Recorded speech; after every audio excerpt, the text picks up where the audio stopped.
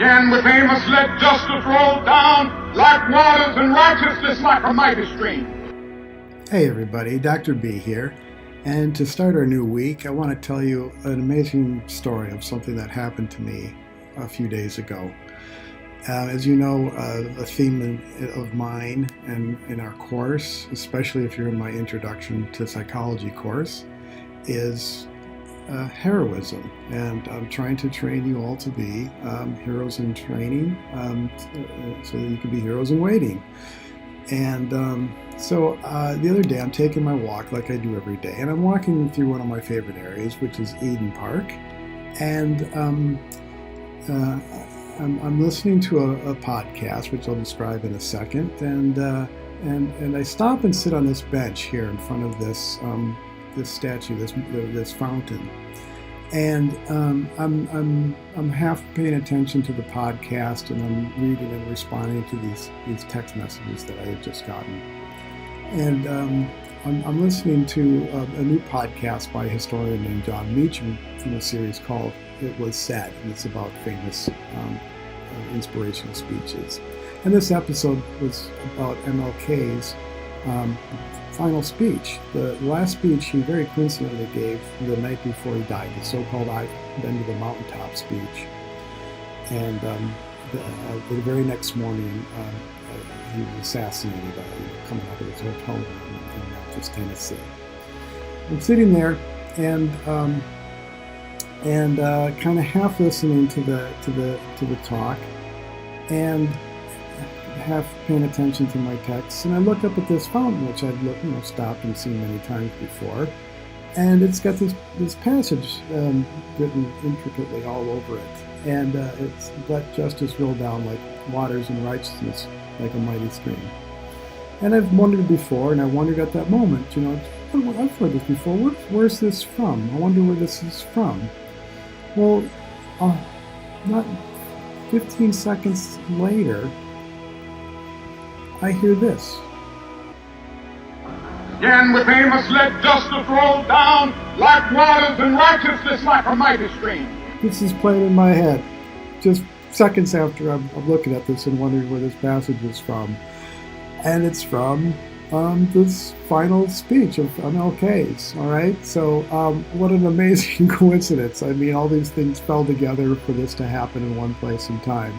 And it was just absolutely inspiring and astonishing for me. And it made me look into this speech more and learn more about it. And it has all kinds of themes in it. And so this phrase that, it's, by the way, from the Bible, from Amos 5:24. And he's worked that passage into these two of his most famous speeches in his all too short, illustrious lifetime. He worked it into his I Have a Dream speech, which very coincidentally also came out. He did that speech 57 years ago, a few days ago, last week, and in this final speech of his. All right. And so this other passage that is in this final speech resonates very strongly with the theme of ours and something that we'll explore. And that is this idea that, if we don't help, who will? And so let me just play you this passage from that. So the context for this last speech was he was in Memphis, Tennessee to help support sanitation workers who were largely minorities and were striking for better conditions and civil rights. And he reluctantly gave the talk. He, for whatever reasons, apparently he had flown down there from Atlanta, and for whatever reason, he apparently didn't really want to go and give the talk. And the group was meeting, and his team told him, there's an incredible turnout there. These people need to hear you. So he went and gave, almost off the cuff, one of the most amazing speeches in history. And again, this passage from it I love, and it just resonates with everything that we're doing in this course. That's the question before you tonight. Yes? Not if I stop to help the sanitation workers, what will happen to my job? Not if I stop to help the sanitation workers, what will happen to all of the hours that I usually spend in my office every day and every week as a pastor? question is not if I stop to help this man in need, what will happen to me? The question is, if I do not stop to help the sanitation workers, what will happen to them? That's the question. Yeah, see, that's the question. If we don't help, who will?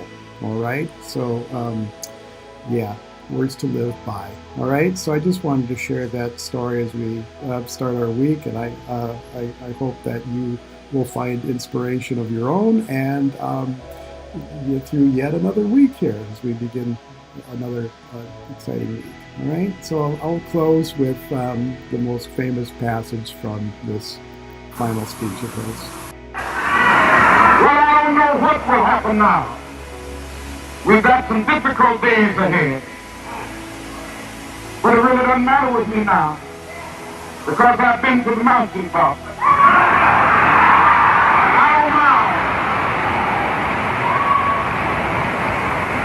Like anybody, I would like to live a long life. Longevity has its place. But I'm not concerned about that now. I just want to do God's will. And He's allowed me to go up to the mountain. And I've looked over.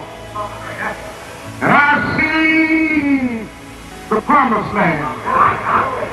I may not get there with you, but I want you to know tonight that we as a people will get to the promised land.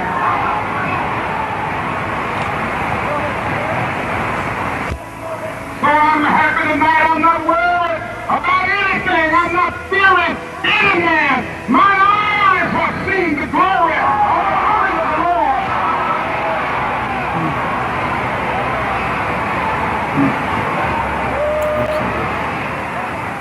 And to think, he gave that talk the night before he was shot and killed. It seems almost pathetic. It's astonishing. That's it. Well, have a great week, and remember, the world needs heroes. The world needs you. So keep your cape on and do what you can to make the world a better place for at least some people this week. All right. See you next time. Bye now.